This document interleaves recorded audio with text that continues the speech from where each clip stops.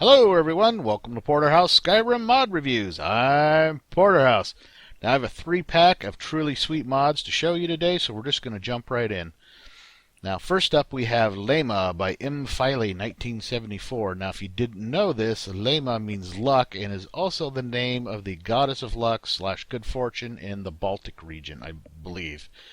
Her race is Redguard, giving her a 50% resistance to poison and adrenaline rush once per day.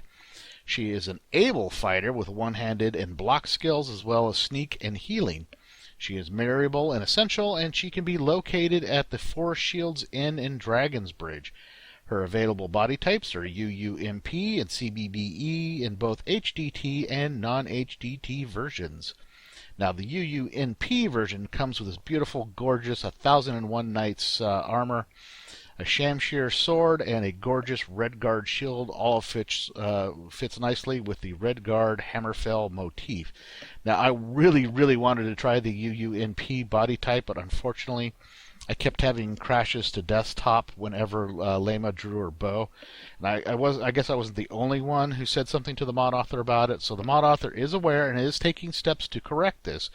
But for now, there is a download option for Laima UUNP with just vanilla weapons. Now, the CBBE version, however, comes with the equally attractive Merta Assassin armor and ebony weapons. Now, as anyone who has watched my previous videos knows, CBBE is actually my preferred body type, so that works out for me. Now, the mod author states that Laima is compatible with EFF and AFT, and I can confirm that she worked with UFO as well. I actually ended up switching follower mods to EFF just because I was running into other issues that had nothing to do with Laima. So if you see a EFF menu screen pop up during the review, that's just because I decided I needed to step it up a little bit. So we're going to take Laima out a little later, and you're going to get to see her in action. Next up, we have the Scarves of Skyrim Lin's version from Lindsworkshop. Now, if that name sounds familiar, it's because I reviewed their excellent Lin's Human Eyes mod not too long ago. It is an excellent eye texture replacer mod. I use it myself. I did the review, liked it so much that I kept it, and use their eyes for my character Tish. Now for this mod, what the author has done is take Natter for Me's Scarves of Skyrim original mod and replace the textures for quite a few of them. Now there's more for him to do, and I think he stated on his mod page that he's going to be continuing to work on it.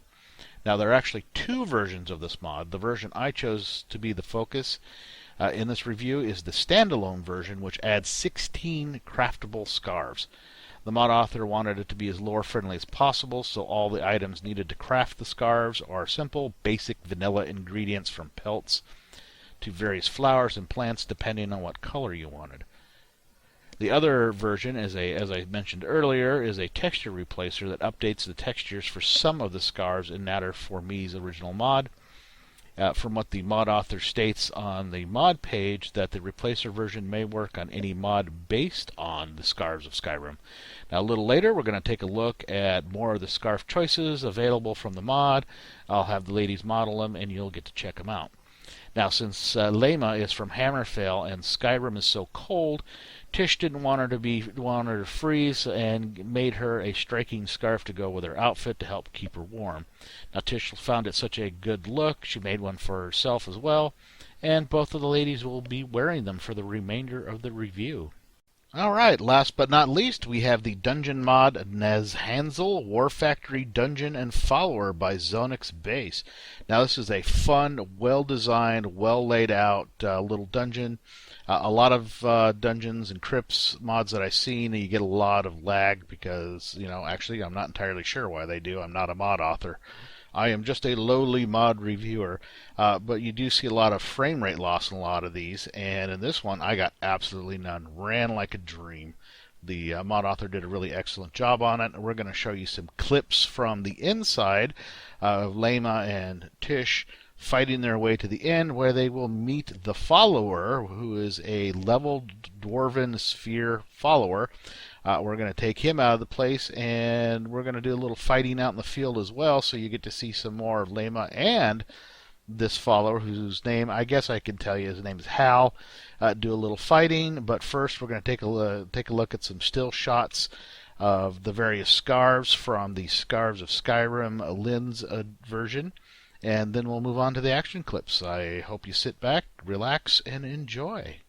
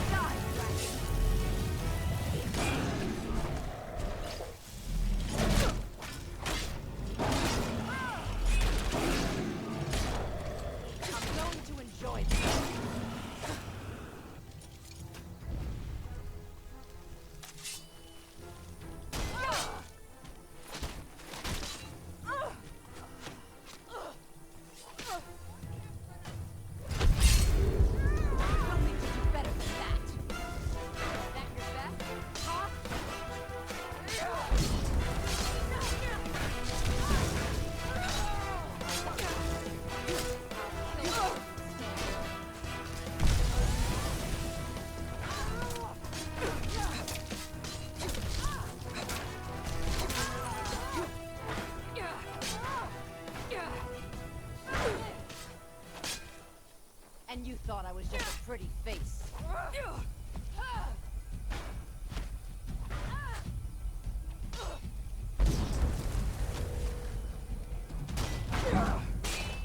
I'm going to enjoy this.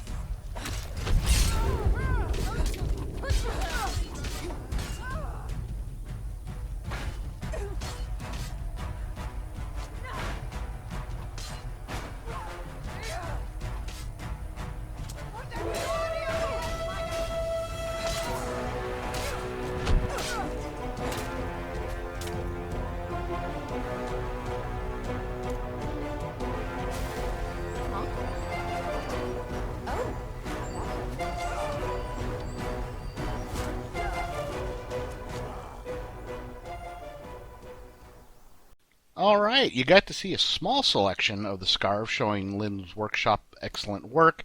There are a lot more in the mod.